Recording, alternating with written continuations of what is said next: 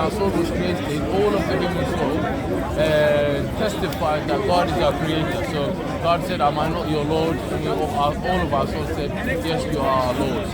And then God put us in there, and then we spend the life of the womb, and then the life of this earth, and then we believe we will have the life of hereafter, the life of the grave, and then hereafter. So human beings have different stages. That's very interesting. It's nice to hear. I don't know any. Islam is and the word Islam means basically submission to God, and anyone who adheres to that is called a Muslim.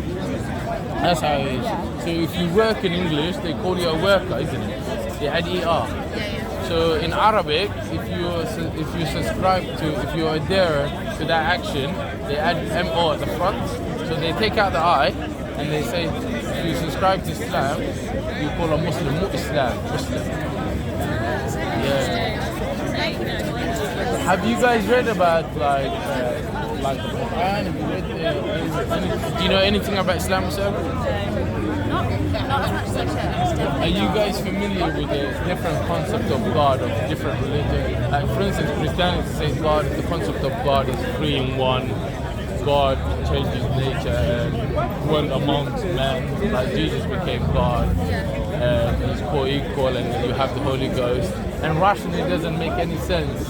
And when we look at Christianity, it's no different than Hindus. Hindus say there's a million gods, yet that million gods that has sub-gods and so on makes one. And Christians say there's three beings, yet those three beings are one. And you're like, are they all powerful? And when you analyze it, they're not all co-equal. So I'm saying the concept of God, did you look into, does it make sense to you guys? Like when you look at Yeah, it does. Just by like this, do you or like ever, is it strange like talking to people from like other religions? Like, yeah, we ask them what they believe, they present what they believe, and we present ours, and then we're trying to come to a common ground, like what makes sense to us, using our rationale. So going back to the data I was giving you earlier on, 7,000 to 8,000 people revert every year. It's not because of emotional reasons, it's because of intellectual reasons. And by all means, if you look at YouTube and online, a lot of these people, because of the media and so on, they had a lot of misconceptions about Islam, and when they dived into it and looked into it, they said actually Islam is the intellectual reason, and that's why they accepted it. So what would you say, do you guys believe in God? That's what I don't. you don't? What about, no? No. Would you guys say you're like hardcore atheist or agnostic? What would you describe yourself as? No, I would say I'm hardcore. You say you're hardcore? No, I wouldn't. Oh, you wouldn't, okay. So you know the steps. People go from atheist to agnostic to deist to theist. And theist is like almost, you kind of believe like there's a supreme being, but you're not sure. And then theist is like, yeah, you believe in God, but you're not sure of what God is. So I say, actually, I'm going to be a bit controversial. I wouldn't be controversial, but I say when atheists says we don't believe in God, they literally say their first testimony of Islam. Because do you know what our testimony is? We say there's no God, but we add they're following me. We say there's no God worthy of worship except Allah. Where atheist says there's no God. You say, so I would say to you guys, respectfully, follow the Islamic testimony and say there's no God worthy of worship except Allah. And when we say Allah, I don't like to use the word God because it has a negative connotation. Because God can mean multiple, like goddess and so on, and it can be either male or female, where Allah is just a unique singular and He has no gender attached to it. So from a Christian point of view, if you say God is a man, someone may say, why can't God be a daughter? Or why can't God be an uncle or mother or father? Where we say God is nothing like human beings. He's one and unique, He has no gender. And actually there's a beautiful verse in chapter of the Quran, chapter 112. The Quran is 114 chapters. So 112 says basically, Qul huwa Allahu ahad, say God is one, unique, and there's nothing like to Him. He doesn't begot. No one is giving birth to him. He doesn't begot. And he's unique. He's nothing like. I've just paraphrased it. So what do you guys think of that concept of God? A God that is all-knowing, all-being, that created the universe. He's not a son. He's not a daughter. He's not an uncle. None of that. He's not a tripod. He's not an iPhone. What is that? He's the ultimate being. It does. I can see why it makes sense for like a lot of people, definitely. I feel like you're right about like parents and like when you're in a family that's like, my family's atheist, so I feel like I've always been born.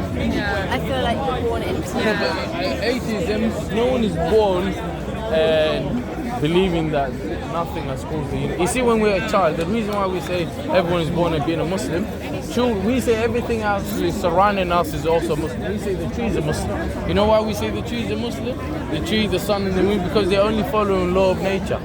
So anything that is following law of nature is submitting to his own, the creator, by definition, the creator, the created. So as a child, you submitted to your creator. You cried when you feel like crying, you pooped like you time for napping, and then slowly you learned and been socialized and so on. And we believe also anyone who dies from the age of knowing right from wrong, so age of 15, 14, before Islam was exposed to you, if you died, you go straight to heaven. Where Christianity dooms everyone and say every child, regardless of what ethnic background you're born to, you're doomed, you're born with sin. And it doesn't make any sense to you. Why would a child that is just literally one week or 1 month, age of 1 month, be a sinner? What have they committed to be a sinner? Do you think that makes sense? Yeah, that's interesting. Does it make sense to say every child is born with a sin? It makes sense to say that every child is born with a sin. Yeah. No, it doesn't make sense. It's like having a bank account, and you literally open a bank account and they already put you on minus £500. So it doesn't make sense. So we say God doesn't put, people are not born with sin. Sins and your action will be only judged upon when you know right from wrong and when the truth is exposed to you. So we don't believe also, Islam is the only religion that says people that are born with mental defects, with disabilities, they're not countable. So it says, for instance, the pen is lifted upon when you go crazy. So for instance, you're a normal person and suddenly you have mental health, and we don't believe that person will be judged upon the actions that they do as soon as they lose their saying. Those that haven't heard the message, someone who lived in the North Pole or South Pole I haven't heard about anything about Islam, we don't believe they're accountable for that as well. They will be tested separately on the Day of Judgment because they haven't heard the message. Because you can say, God, I haven't heard about Islam. So in Islam, in essence, is basically believing God, and we believe God has communicated with people. What do you think of God communicating with people? Do you think, like, if there was a creator that created the universe, would it say logically then this creator, in order for us to know that this creator created us, it's only befitting to say this creator had to communicate with it? Would you say that makes sense? I say it makes sense that they communicate like with those that are. Yeah, because obviously if you were to create a machine, you know that machine, why you created for it, and you put out a manual on how to use it and so on. So what we say is the creator created the creation and then just didn't leave them alone, like an absent father. He gave them morals and guidance so they would know the creator. And the creator have chosen prophet and messengers that sent upon throughout time. And then these prophet and messengers would do miracles and perform miraculous things for miracles to show that the creator exists and to show evidence and proof. Yeah. Do you know anything like the prophet and messengers? Or like, have you heard of like Moses, Noah? I'm sure you heard. Yeah, I've heard of them. So in Islam we have those same guys as well. But their stories is slightly different. But we believe in the last prophet is basically Muhammad. And we don't believe those messengers and prophets actually came for different religions. They all of them were preaching Islam. So they were preaching the oneness of God and to worship God. So they didn't they didn't come out with separate messages. They were all giving out one message, but the message got lost when they passed away or when they're gone, and the God will send another prophet. So we believe in Jesus as well.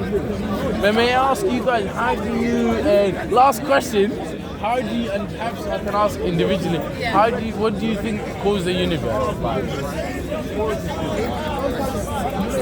Because I say God, the Creator caused it. This is my belief. The Creator caused it, and the Creator is uncreated, and He has he's intelligent, He's conscious, and all of that. So with you guys, what do you think? Sorry, I have to leave. I feel so hungover today. No worries. What would you guys say? Oh, you have to go. Okay, no worries. No worries.